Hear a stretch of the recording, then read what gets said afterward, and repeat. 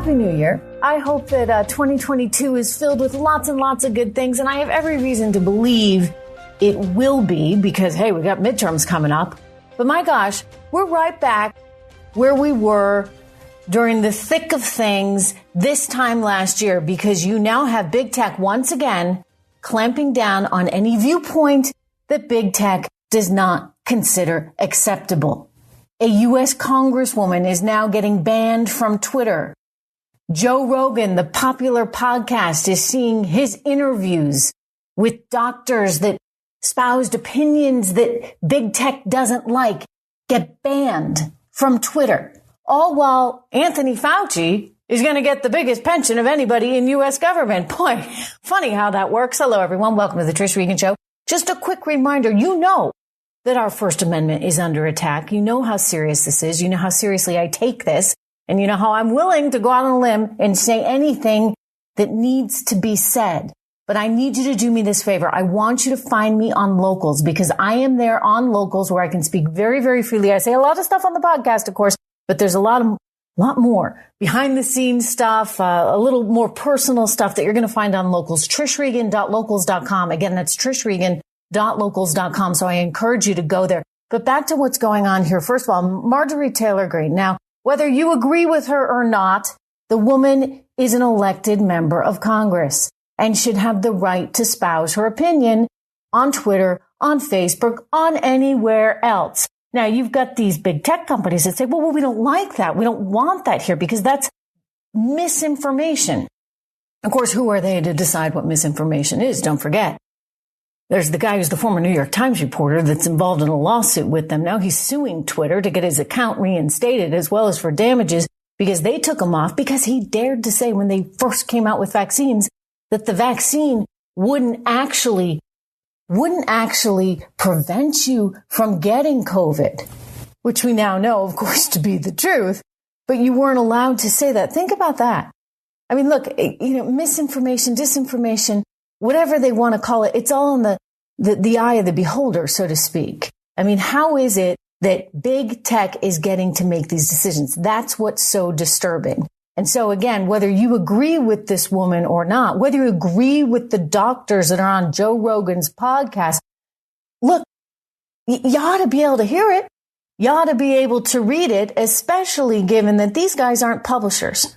Okay. And that's the big distinguishing factor here that everybody loses sight of. And I know it's a little bit dense. It's a little bit complicated, but there's this thing called Section 230, right? It's part of the law that went into effect back when sort of these social media companies were first coming out. And the idea was that these social media companies needed to be encouraged. And so they were in sort of this incubation type stage.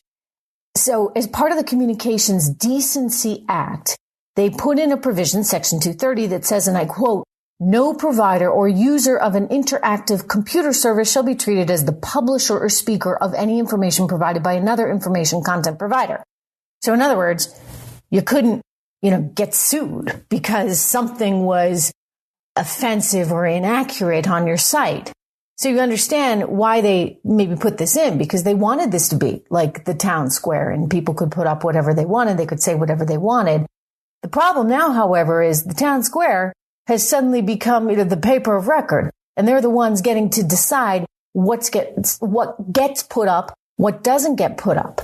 I mean, you have politicians now complaining that they can't get their message out because Facebook, Twitter doesn't want their message on the platform, so they're not allowed to advertise in an equal way. Now, you might say again, okay, private company, they get to do what they want, but in this particular case, these private companies have gotten so darn big that is the only way that they get their message out. These politicians that are running, or just thought leaders, people like myself who want to talk honestly about these topics, but are constantly getting what they called shadow banned, constantly getting notices from the likes of all these big tech companies.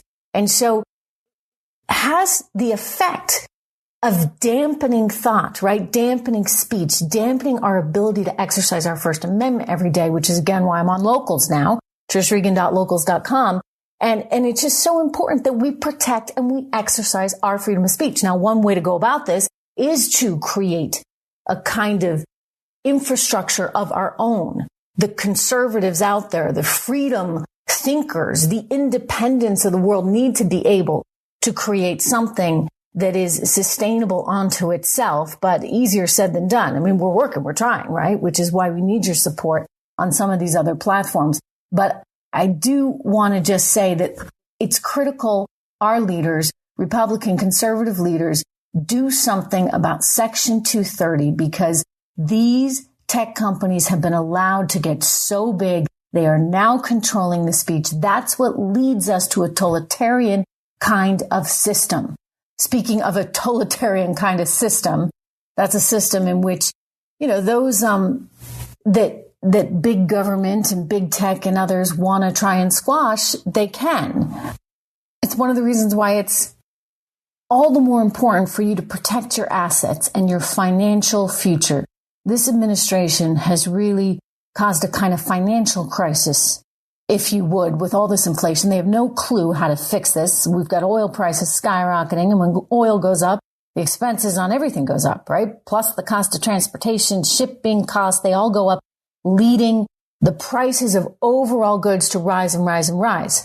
And that's exactly what we're seeing. Record inflation right now. It's kind of the last thing we need. So our economy is in trouble. This is why I urge people to take steps to protect yourself. If all your money's tied up in stocks and bonds on traditional markets, then you're more vulnerable. Gold is one of the best ways, really, to protect your retirement. It's one of the best ways to diversify your portfolio, because no matter what happens, you know what? You're going to own your gold. It's real. It's physical. It's always been valuable since the dawn of time. Legacy Precious Metals is the company I trust for investing in gold. They can help you roll your retirement account into a gold-backed IRA where you still own the physical gold. They can ship gold and precious metals safely and securely to your house. Did you know? I just found this out recently, that $1 million worth of gold can actually fit into a shoebox. How about that?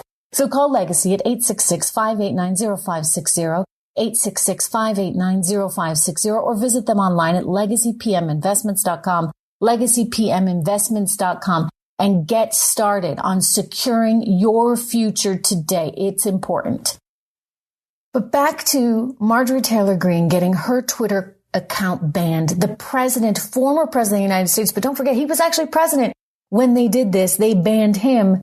So the former president of the United States being banned, and yet, the terrorists in the Middle East still get to have accounts. The Ayatollah still gets to have an account. I mean, what the heck is going on?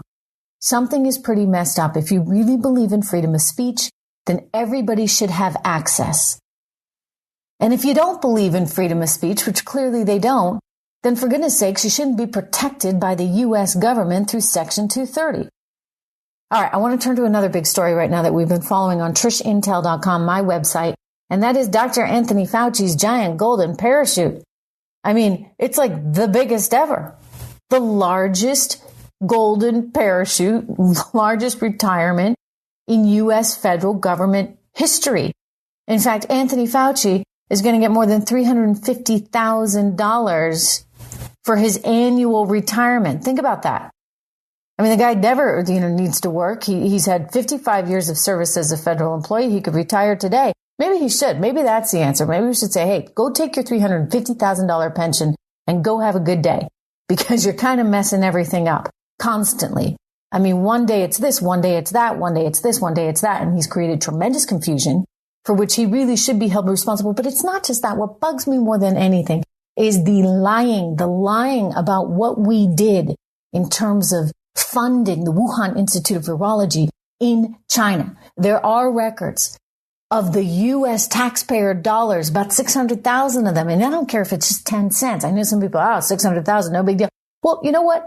It is a big deal, because it means that we played a role in the funding of this risky research. Not only did we play a role, we tried to then say, oh, we didn't. And that's not we, that's Anthony Fauci, Dr. Anthony Fauci, trying to cover up effectively the role that the U.S. taxpayer had in funding the Virology Institute in Wuhan. That's not okay. It's not acceptable.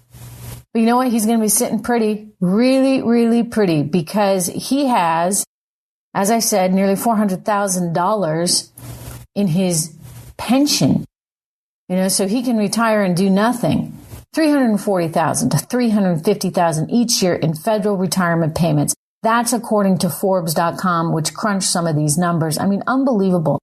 One of the prime examples of government gone wild, government bureaucracy at its best.